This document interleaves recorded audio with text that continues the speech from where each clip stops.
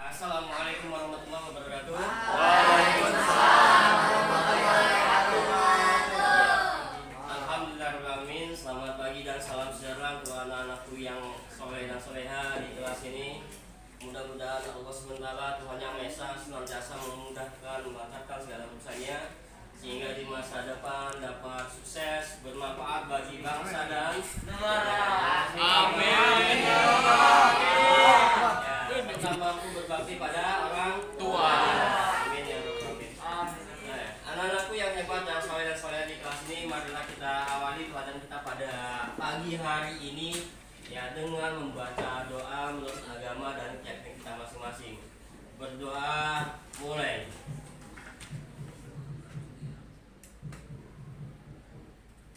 Selesai. Dan marilah kita awali dengan ucapan bismillah. Bismillahirrahmanirrahim. Terkait dengan masalah pelajaran kita pada hari ini, kita meneruskan tentang perjuangan mempertahankan kemerdekaan bangsa Indonesia, ya kan? Tujuannya adalah apa? Untuk bagaimana kita mampu menganalisis ya suatu peristiwa yang terjadi di masa lampau, ya, yang dapat kita implementasikan dalam kehidupan sehari-hari yang akan memberikan suatu makna bagi kehidupan kita di masyarakat. Nah, konteks dalam materi ini adalah tentang bagaimana menanamkan rasa nasionalisme dan pengorbanan yang luar biasa ya, yang telah ditanamkan oleh generasi kita pada masa lampau. Jadi founding father pada masa lampau itu telah memberikan bukti atau contoh yang konkret ya, bagaimana dia mengorbankan segala apa yang dia milikinya untuk kemerdekaan bangsa Indonesia. Dari mana nak? Dari kamu di sini ya? Oh, silakan untuk nak. Ya kan? Ini dari mana lagi ini? Dari rumah Pak. Masa semua kelas Pak ya kan? Ya, esok tidak pelakunya ya. Yang penting kalian belajar bahagia ya kan, belajar menyenangkan. Oke, Bapak tekan kembali. Perjuangan mempertahankan kemerdekaan bangsa Indonesia ya, pekan yang lalu sudah kita bahas ya, bagaimana bangsa Indonesia meraih kemerdekaannya dengan memanfaatkan waktu yang sangat sempit sekali, yaitu tanggal 14 sampai dengan tanggal 16 ya. Kita awali dengan peristiwa bom atom di Hiroshima dan Nagasaki ya, tanggal 6 dan 9 Agustus 1945, kemudian terjadinya vakum of power di wilayah kita yang dipelopori oleh pemuda-pemudi Indonesia pada masa lampau, yang akhirnya muncul peristiwa Rengas Dengklok yang berdampak kepada proklamasi kemerdekaan bangsa Indonesia pada tanggal 17 Agustus 1945. Dan itu kita sudah pernah bahas ya. Nah, kita akan tindak lanjuti ya pekan atau hari ini dengan membahas tentang mempertahankan kemerdekaan bangsa Indonesia. Salah satunya adalah tentang peristiwa 10 November 1945. Salah satu peristiwa yang memperjuangkan kemerdekaan bangsa Indonesia sampai titik darah penghabisan. Nah, lokasinya di mana terjadinya peristiwa tersebut ada di Surabaya. Kita akan pelajari lebih detail ya tentang masalah peristiwa 10 November 1945. Sebelumnya Bapak sudah sampaikan juga, kemarin sudah pembagian tugas kan per kelompok, masing-masing kelompok ada materinya yang perlu kita kaji, kita analisis, kemudian kita akan ambil pemaknaan nilai-nilai perjuangan bangsa Indonesia di masa lampau yang akan mungkin kita akan implementasikan ke dalam kehidupan sehari-hari. Nanti kita akan diskusi bersama-sama sesuai dengan kelompoknya masing-masing ya, namun pada hari ini kita akan fokus pada 10 November 1945. Oke, are you ready to study? Ready. Are you sure? Yes. Oke, kelas begin study. Ya, 10 November 1945 ya kan, diawali dengan peristiwa ya kan. Peristiwa ini anak-anak, peristiwa terjadinya apa? Perobekan ya kan, bendera Belanda di hotel Yamato ya, tanggal 19 September ya, 1945 ya, di hotel Yamato.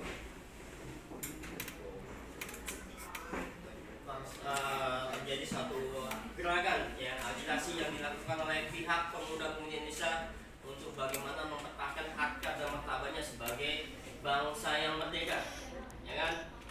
Di Hotel Yamato itu ternyata sudah dihuni oleh para serdadu sekutu, ya kan, dan Belanda, yang kemudian mereka mengklaim bahwasanya wilayah Yamato dan sekitarnya adalah bagian dari wilayah Belanda. Kemudian mereka mengesahkan dengan menaikkan bendera Belanda di Hotel Yamato, di atas Hotel Yamato. Nah, hal ini dilihat oleh pihak pemuda-pemudi Indonesia, kemudian mereka mengkonfirmasi tentang keberadaan bendera Belanda di Hotel Yamato. Ternyata mereka mendapatkan perlawanan dari pihak asing, yaitu Sekutu dan Belanda, dan terjadilah suatu konflik di antara mereka yang mengakibatkannya muncul bentrokan di kalangan Sekutu dan pemuda-pemudi Indonesia di Surabaya pada waktu. Dengan gagah berani, pemuda-pemudi kemudian menaiki Hotel Yamato, kemudian merobek bendera Belanda dan membuangnya warna biru, ya kan, kemudian mengibarkan kembali bendera merah putih di Hotel Yamato. Nah, dalam peristiwa ini ternyata mendapatkan suatu respon, ya, atau reaksi yang sangat besar sekali dari pihak Sekutu, ya kan. Nah, akhirnya pihak Sekutu melakukan suatu mobilisasi, yang melakukan suatu patroli untuk bagaimana membatasi ruang gerak para pemuda-pemudi Surabaya, yang akan menimbulkan suatu ketegangan di antara pihak Sekutu dan para pemuda-pemudi di Surabaya. Puncaknya adalah di apa? Di mana nih? Tewasnya apa? Brigadir Jenderal apa nih? Brigadir Jenderal AWS Malabi. Nah, ini adalah salah satu petinggi militer Sekutu, ya, yang tewas, ya kan, dari suatu peristiwa konflik antara pihak Sekutu dengan pihak pemuda-pemudi Indonesia di Surabaya. Nah, dengan tewasnya ini akhirnya Sekutu memberikan ultimatum kepada rakyat Surabaya untuk meletakkan senjatanya. Nah, nanti kita bahas bersama-sama, kita akan diskusikan, kita akan ambil suatu analisisnya, kemudian kita akan buat suatu narasi, ya, bersama-sama dalam suatu tugas kelompoknya nanti. Oke, mungkin sambil sini ada hal yang perlu ditanggapi atau perlu ditanyakan atau didiskusikan, silakan.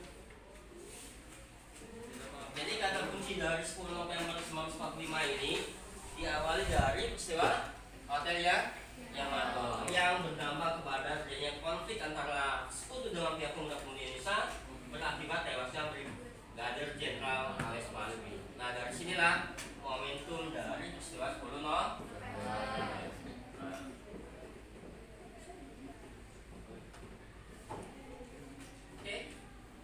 Bapak kasih waktu selama 10 menit untuk berdiskusi, ya, untuk memberikan suatu narasi atau pertanyaan, ya, dari materi yang Bapak sampaikan sekilas ini, supaya bisa menjadi bahan diskusi kita di waktu yang akan datang atau di jam atau sesi yang berikutnya. Baiklah anak-anakku, Bapak kasih kesempatan pada kalian untuk berdiskusi. Silakan. Nah, baiklah, siswa-siswi yang hebat, yang saya di kelas ini, kita mulai sesi kedua untuk melanjutkan diskusi kita, ya, tentang masalah usaha perjuangan kemerdekaan bangsa Indonesia, ya, bagaimana caranya bangsa Indonesia di masa lampau, ya, mempertahankan kemerdekaannya sampai titik darah penghabisan. Nah, hari ini kita akan lanjutkan diskusi kita, dan pada hari ini kita akan ditampilkan dengan sajian materi dari kelompok 1 dan kelompok 2. Nah, pada hari ini juga, dan kesempatan di hari ini juga, Anda atau kalian diminta untuk memberikan suatu kritikan, memberikan suatu pertanyaan atau tanggapan tentang apa yang telah disampaikan oleh teman-teman kalian di depan ini sebagai representatif atau perwakilan dari kelompok 1 dan 2 untuk mengulas, ya, memaknai tentang peristiwa yang terjadi dalam usaha perjuangan bangsa Indonesia mempertahankan kemerdekaannya. Kita mulai, ya, anak-anakku. Are you ready? Ready. Oke, kelas begin. Ya, kita mulai dari kelompok 1. Kelompok 1 dimulai, ya kan? Persilakan, ya kan?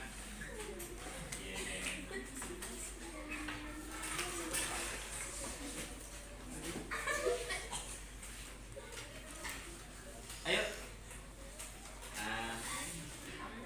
Oke, di sini saya akan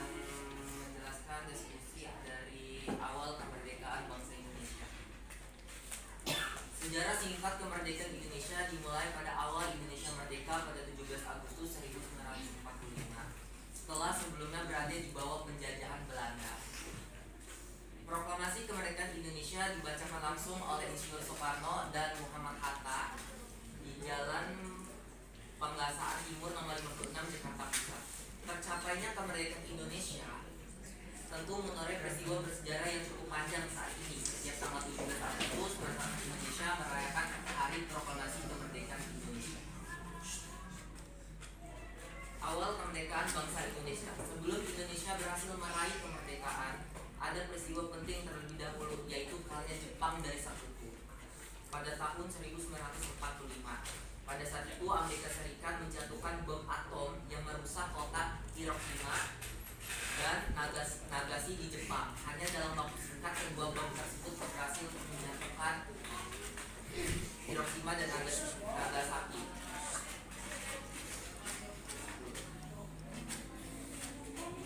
Jepang pun berusaha agar berita kesalahan mereka tidak terdengar oleh rakyat Indonesia.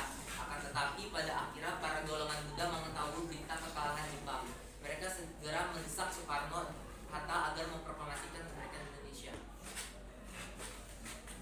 Satu ya sudah menerangkan ya kan prolog dari tugas yang diberikan kepada kelompok 1 ya, tentang kondisi awal bangsa Indonesia ya, di masa awal kemerdekaan, dan tadi sudah dibahas dari tentang masalah Jepang kalah dalam perang dunia kedua, terutama di Medan Asia Pasifik ya kan, tadi sudah dijelaskan oleh kelompok 1 oleh saudara Febri sebagai prolog dalam pembahasan atau diskusi kita pada hari ini. Nah, kita lanjutkan ya dari kelompok 2 ya. Ini temanya tentang masalah peperangan 10 November 1945 yang terjadi di kota Surabaya. Kepada kelompok 2 dipersilakan.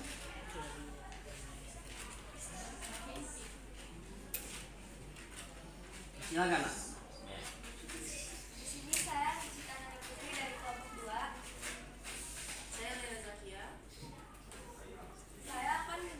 Kami akan menjelaskan tentang Perang 10 November. Latar belakang terjadinya Perang 10 November.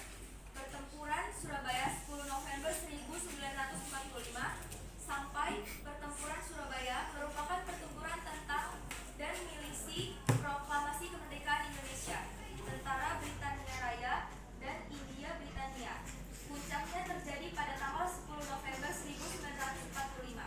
Pertempuran ini adalah perang pertama pasukan Indonesia dengan pasukan asing setelah proklamasi kemerdekaan Indonesia, dan satu pertempuran terbesar dan terberat dalam sejarah Revolusi Nasional Indonesia yang menjadi simbol nasional atas perlawanan Indonesia terhadap kolonialisme.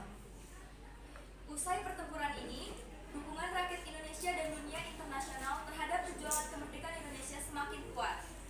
10 November diperingati setiap tahun sebagai Hari Pahlawan di Indonesia. Ketika pasukan Sekutu mendarat pada akhir Oktober 1945, Surabaya digambarkan sebagai benteng bersatu yang kuat di bawah naungan pemuda. Pertempuran pecah pada 30 Oktober setelah komandan pasukan Britania, yaitu Brigadir AWS Malabi, tewas dalam baku tembak. Britania melakukan serangan balasan punitif pada 10 November dengan bantuan pesawat tempur. Pasukan kolonial merebut sebagian besar kota dalam 3 hari. Pasukan Republik yang minim senjata melawan selama 3 minggu, dan ribuan orang meninggal dunia ketika penduduk kota mengungsi ke perdesaan.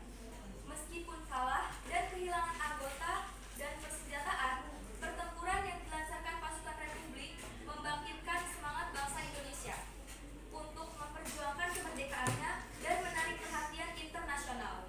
Belanda tidak lagi memandang Republik sebagai kumpulan pengacau tanpa dukungan rakyat. Pertempuran ini juga meyakinkan Britania untuk mengambil sikap netral dalam Revolusi Nasional Indonesia. Beberapa tahun kemudian, Britania mendukung perjuangan Indonesia di Perserikatan Bangsa-Bangsa. Waktu dan tempat kejadian. Pertempuran Surabaya 10 November 1945 terjadi di beberapa lokasi di kota Surabaya, tepatnya tanggal 27 Oktober 1945 sampai 20 November 1945.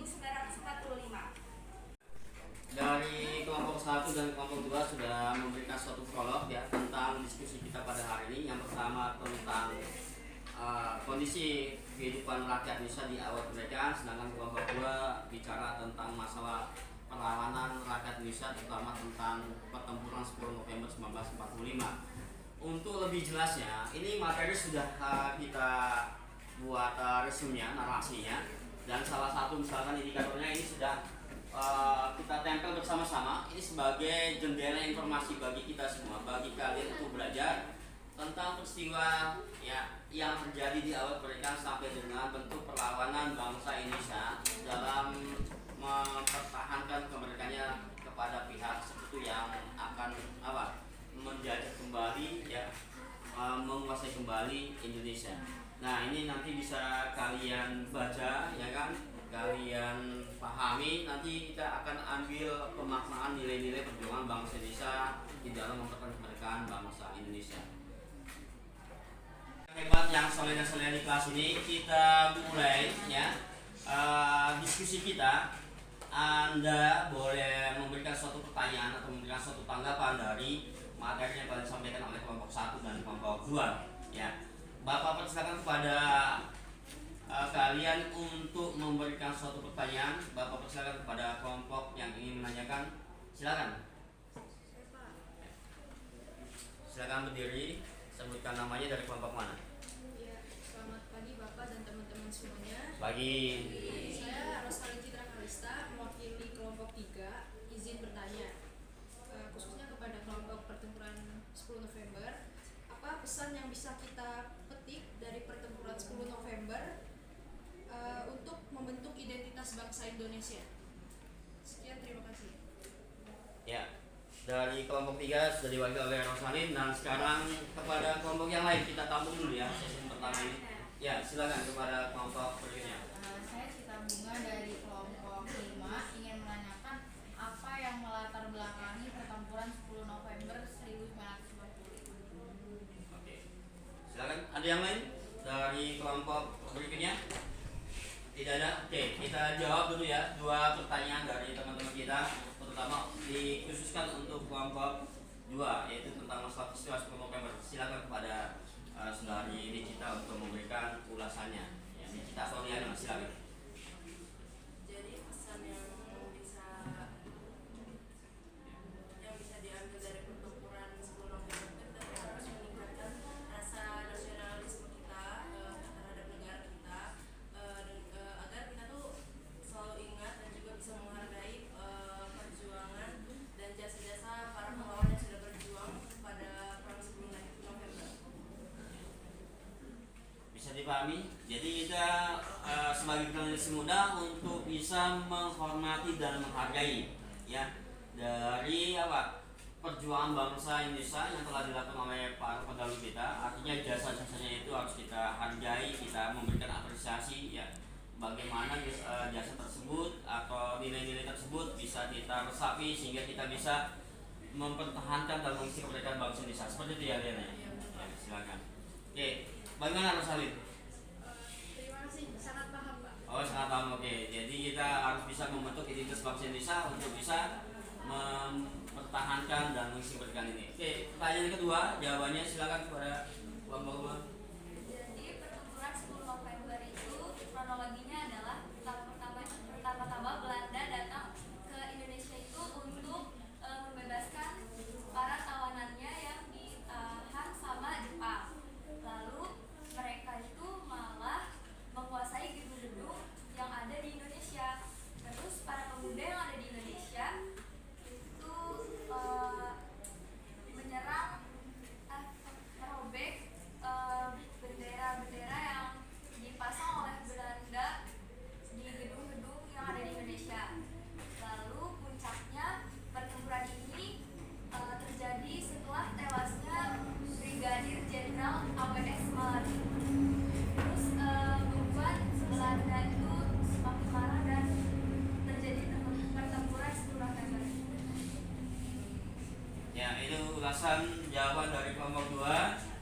Jadi momentumnya adalah tak kala pejabat militer dari pihak sekutu ya, yaitu Brigadir Jenderal Aris Malebi tewas dalam satu pertempuran yang mengakibatkannya sekutu dan Belanda ini marah kepada pemuda-pemudi yang ada di Surabaya untuk menyerahkan senjatanya atau memberikan ultimatum. Ternyata ultimatum itu dijawab oleh pemuda-pemudi yang dianggap biasa saja, dicuekin saja, sehingga sekutu tambah marah dan akhirnya memberikan suatu instruksi kepada pasukannya untuk melakukan suatu penyerangan di kota Surabaya. Nah, inilah awal mula ya terjadinya peristiwa 10 November 1945. Kelompok yang bertanya sudah paham? Sudah paham? Are you sure? Yakin? Oke. Yakin nggak? Kasih tak? Oke. Yakin ya? Oke. Ya. Bagi yang lain yang ingin bertanya kepada kelompok 1. Belum ada? Oke. Ya. Baiklah, kalau misalkan tidak ada pertanyaan berikutnya untuk kelompok 1 dan kelompok 2 ya, yang hari ini mempresentasikan materinya tentang masalah apa yang ditugaskan, yaitu tentang masalah kondisi kehidupan rakyat Indonesia di awal kemerdekaan dan perang 10 November 1945 yang berintikan untuk bagaimana mempertahankan kemerdekaan bangsa Indonesia.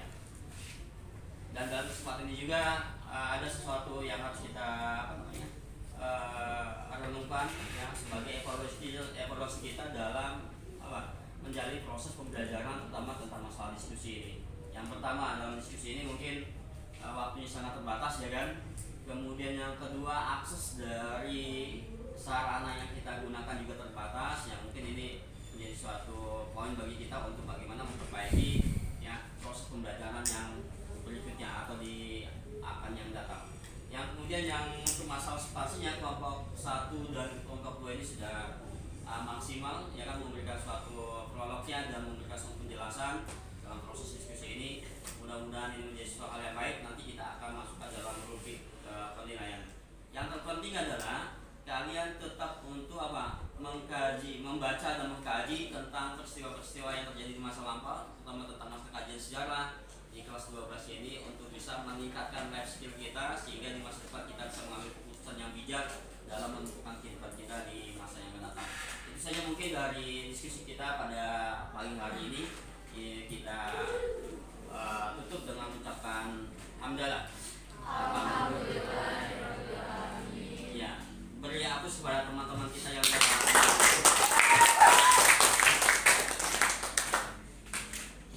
dan jangan lupa nanti ya kan, ini kan sudah ada slide ya kan, sudah ada resume dari materi ya dari masing-masing kelompok, maka ini bisa menjadi suatu referensi kita untuk dibaca ya kan, untuk dibaca. Kemudian nanti kalian ya mengisi lembar kerja peserta didik ya, yang nanti akan Bapak bagikan ya kan dalam proses penilaian dalam diskusi ini. Kemudian yang kedua juga, karena kita akan memasuki asesmen ya sumatif, maka nanti referensi ini bisa jadikan referensi kita untuk bagaimana mempelajari tentang materi-materi di kelas 12, yaitu tentang masalah revolusi sosial bangsa Indonesia dalam mempertahankan kemerdekaannya. Sudah paham ya nak ya? Ada yang ingin ditanggapi atau ini didiskusikan kembali? Jika tidak ada, ya Bapak prosesi kembali ya nak ya. Siapa yang hadir di hari ini? Ya, ada Adelika Mutiara, hadir. Kemudian ada Aditya. Kemudian ada Icut. Oke, ada Ajeng ada, oke. Ajeng Ayuni. Ajeng Ayuni, betul ya? Ajeng soalnya ada 2 ya. Ajeng Kamarita Dayana. Oke. Kemudian ada Amanda, oke. Jadi yang tidak masuk pada hari ini siapa saja? Ada Senditia sama Farel ya? Zakwan ya? Oke, Zakwan. Berarti yang lain masuk semua ya? Mau izin ke kamu? Oke, silakan ya. Ya, baiklah, kalau persesi pada hari ini sudah ada, kemudian ada beberapa siswa yang tidak masuk, nanti kita akan tindak lanjuti ya kan, sehingga siswa yang tidak bisa masuk pada hari ini bisa mengakses informasi pembelajaran di hari ini dengan baik sehingga menjadi suatu referensi bagi siswa yang bersangkutan untuk menjawab lembar kerja peserta didik yang akan disampaikan kepada Bapak, yang akan disampaikan kepada kalian oleh Bapak. Itu saja mungkin dari pertemuan kita pada hari ini, dan kita tetap semangat dalam puasa. Satu pesan ya kan kepada kita semua, bahwasanya tidak ada sesuatu yang abadi di dunia ini kecuali perubahan itu sendiri. Allah SWT Tuhan yang Maha Esa tidak akan mengubah nasib seseorang, keluarga, kelompok, mayoritas bangsa dan negara jika masyarakat yang bersangkutan tidak mau berubah. Pada individu yang bersangkutan tidak mau berubah. Oleh karena itu tidak ada sesuatu yang abadi di dunia ini kecuali perubahan itu sendiri. Perubahan itulah yang akan menjadi life skill kita untuk bagaimana mencapai cita-cita kita di masa depan. Semoga sukses masa depan, bermanfaat bagi bangsa dan negara, serta berbakti kepada orang tua. Kita akhiri kembali dengan ucapan alhamdulillah. Silakan duduk kembali ya. Terima kasih, thank you very much ya untuk diskusi kita pada hari ini.